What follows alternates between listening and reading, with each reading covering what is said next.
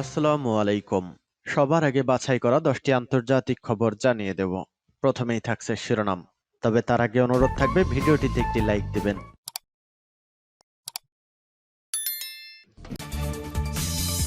দখলদার ইহুদিবাদী ইসরায়েল এবং ফিলিস্তিন পুরোদমে যুদ্ধ চলছে। আমাদের হাতে এসেছে ভয়ঙ্কর গুরুত্বপূর্ণ সংবাদ। লেবাননে ইসরায়েলের হামলায় 8 হিজবুল্লাহ নিহত।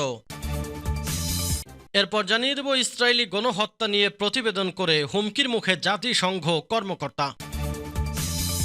আরও জানাবো হত্যার পর নিরস্ত্র ফিলিস্তিনিদের বুলডোজার দিয়ে বালু চাপা দিল ইসরায়েলি সেনারা। এদিকে নির্লজ্জ হত্যার তদন্ত কার্যক্রম নিয়ে যা বললেন ট্রুডো। এবং সর্বশেষ জানিয়ে দেব কেজরিওয়াল গ্রেপ্তার। এবার দিল্লিকে নতুন বার্তা ওয়াশিংটনের। এতক্ষণ শুনছিলেন সংবাদ শিরোনাম, এখন বিস্তারিত।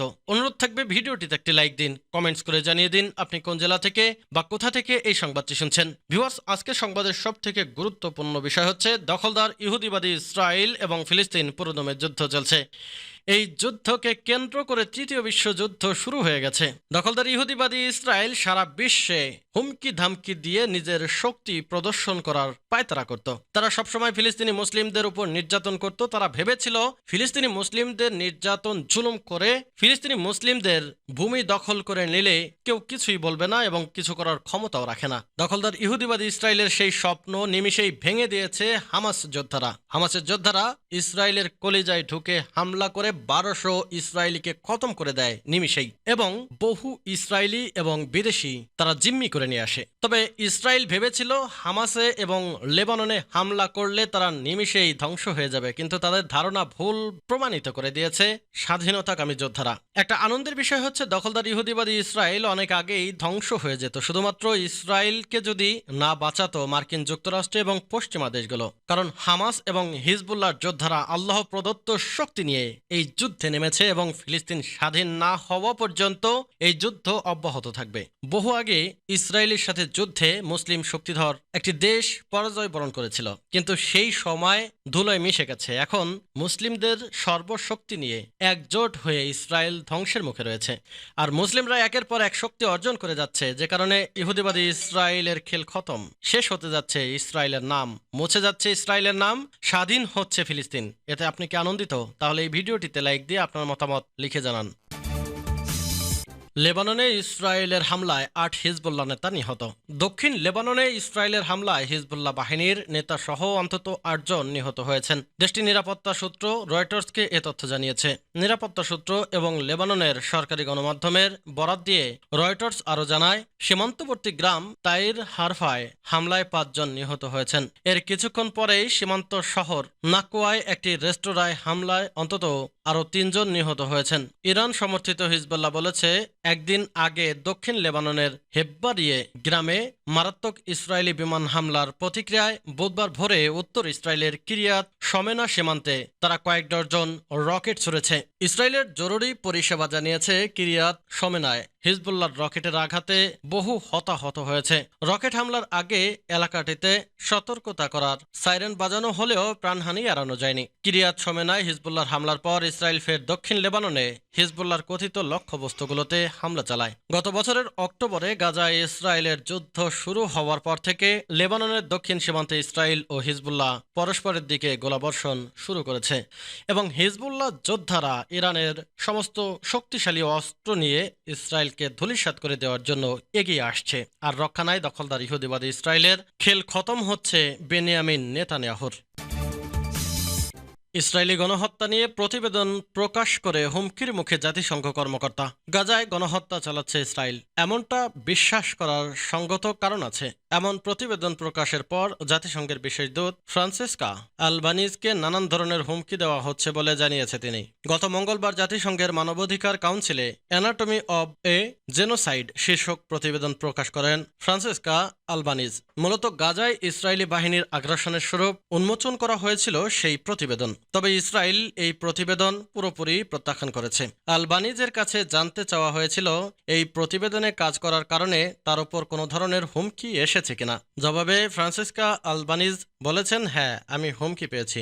এখনো পর্যন্ত আমি অতিরিক্ত সতর্কতা গ্রহণ প্রয়োজন বলে মনে করিনি। তবে যদি চাপের কথা বলেন, এটি আমার প্রতিশ্রুতি বা আমার কাজের ফলাফলে কোনো পরিবর্তন আনবে না। ফ্রান্সিসকো আলবানিজ জাতিসংঘ মানবাধিকার কাউন্সিলের বিশেষ দূত হিসেবে কাজ করছেন 2022 সাল থেকে। তিনি নানান ইস্যুতে কাজ করছেন, তবে কখনো এমন হুমকির কথা জানাননি। এই প্রতিবেদন প্রকাশের কারণে তাকে কি ধরনের হুমকি দেওয়া হয়েছে সে বিষয়ে কোনো তথ্য প্রকাশ করেনি তিনি। এমনকি কারা তাকে এই হুমকি দিয়েছে সে বিষয়েও খোলাসা করে কিছু বলেননি ফ্রান্সিসকা আলবানিজ। তবে তিনি বলেছেন, এটি আমার জন্য খুবই কঠিন একটি সময়। এই কাজের শুরু থেকেই আমাকে নানান ধরনের হুমকির মাধ্যমে আক্রমণ করা হয়েছে। গাজায় যুদ্ধ থামানোর পাশাপাশি বেসামরিক নাগরিকদের আরও সুরক্ষা দেওয়ার জন্য ইসরায়েলের ওপর যখন আন্তর্জাতিক চাপ আরও বাড়ছে, তখন গণহত্যা নিয়ে এই প্রতিবেদন প্রকাশ করা হলো। হত্যার পর নিরস্ত্র ফিলিস্তিনিদের বুলডোজার দিয়ে বালু চাপা দিল ইসরায়েলি সেনারা। দুই নিরস্ত্র ফিলিস্তিনি পুরুষকে গুলি করে হত্যার পর সামরিক বুলডোজার দিয়ে লাশ দুটি বালু চাপা দিয়েছে ইসরায়েলি সেনারা। ফিলিস্তিনের গাজা উপত্যকার একটি সৈকতে এই ঘটনা ঘটেছে বলে আল জাজিরা জানিয়েছে। নির্মম এই ঘটনার এক্সক্লুসিভ ভিডিও ফুটেজ হাতে পেয়েছে আল জাজিরা। ভিডিওতে দেখা যায় সৈকতে দুই নিরস্ত্র ফিলিস্তিনি হাঁটছিলেন।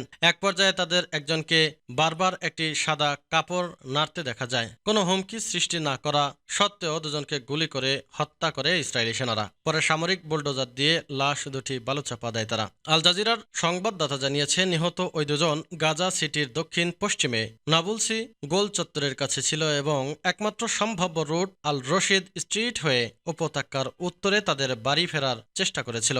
এখানেই তারা ইসরায়েলি সেনাদের মুখোমুখি হন। জাতিসংঘের নিরাপত্তা পরিষদ গাজায় অবিলম্বে যুদ্ধবিরতির দাবি জানিয়ে একটি প্রস্তাব পাশ করার কয়েকদিন পর এবং অবরুদ্ধ উপত্যকাটিতে প্রায় 6 মাস ধরে ইসরায়েলের হামলা বন্ধের ক্রমবর্ধমান দাবির মধ্যে ভিডিওটি প্রকাশ হলো। এদিকে আল সিফা থেকে পালিয়ে আসা ফিলিস্তিনিদের দাবি, ইসরায়েলি ট্যাঙ্ক এবং সাজোয়া বুলডোজার কমপক্ষে 4টি মৃতদেহ এবং অ্যাম্বুলেন্সের ওপর দিয়ে চালানো হয়েছে। নিজ্জর হত্যার তদন্ত কার্যক্রম নিয়ে যা বললেন ট্রুডো। খালিস্তানপন্থী নেতা হরদীপ সিং নিজ্জর হত্যার তদন্তে ভারত সরকারের সঙ্গে গঠনমূলকভাবে কাজ করতে চাইছেন কানাডার প্রধানমন্ত্রী জাস্টিন ট্রুডো। বৃহস্পতিবার কানাডা ভিত্তিক কেবল পাবলিক্স অ্যাফেয়ার্স চ্যানেলকে দেওয়া এক সাক্ষাৎকারে তিনি একথা জানান। খবর এনডিটিভির। কানাডার প্রধানমন্ত্রী বলেন, এই হত্যাকাণ্ডে ভারত সরকারের এজেন্টরা জড়িত ছিল তা একটি বিশ্বাসযোগ্য অভিযোগ। তবে বিদেশি সরকারের বেআইনি কর্মকাণ্ড থেকে কানাডার সব নাগরিককে রক্ষা করা আমাদের দায়িত্ব। তাই আমাদের দেশের মাটিতে কানাডার একজন নাগরিকের হত্যার বিষয়টিকে আমাদের সবার অত্যন্ত গুরুত্ব সহকারে নেওয়া উচিত। কেজরিওয়াল গ্রেপ্তার, এবার দিল্লিকে নতুন বার্তা ওয়াশিংটনের। দিল্লি মুখ্যমন্ত্রী অরবিন্দ কেজরিওয়ালের গ্রেপ্তারের পর সেই ইস্যুতে মুখ খুলছিল আমেরিকা। গত বুধবার মার্কিন স্টেট ডিপার্টমেন্টের মুখপাত্র ম্যাথিউ মিলার বলেছেন, আমেরিকা চায় যাতে স্বচ্ছভাবে বিচার প্রক্রিয়া সম্পন্ন হয়। এরপরই দিল্লিতে নিযুক্ত মার্কিন কূটনীতিককে তলব করে ভারতের পররাষ্ট্র দপ্তর। কূটনীতিককে তলবের পর কেজরিওয়াল ইস্যুতে আবারও মুখ খুলল আমেরিকা। বুধবার বিকালে ভারতে নিযুক্ত মার্কিন মিশনের ভারপ্রাপ্ত উপপ্রধান গ্লোরিয়া বারবেনাকে তলব করেছিল ভারতীয় পররাষ্ট্র মন্ত্রণালয়। এ সময় মন্ত্রণালয়ের দিল্লি কার্যালয়ে দুপক্ষের মধ্যে প্রায় 40 মিনিট বৈঠক হয়। কূটনৈতিককে তলবের প্রক্রিয়ায় মার্কিন পররাষ্ট্র মন্ত্রণালয়ের মুখপাত্র ম্যাথিউ মিলার বলেন, এই সমগ্র ঘটনার উপর নজর রেখে চলছে আমেরিকা। একই সঙ্গে দিল্লিতে নিযুক্ত মার্কিন ডেপুটি রাষ্ট্রদূতকে তলবের বিষয়টিও তাদের নজরে আছে বলে জানান তিনি।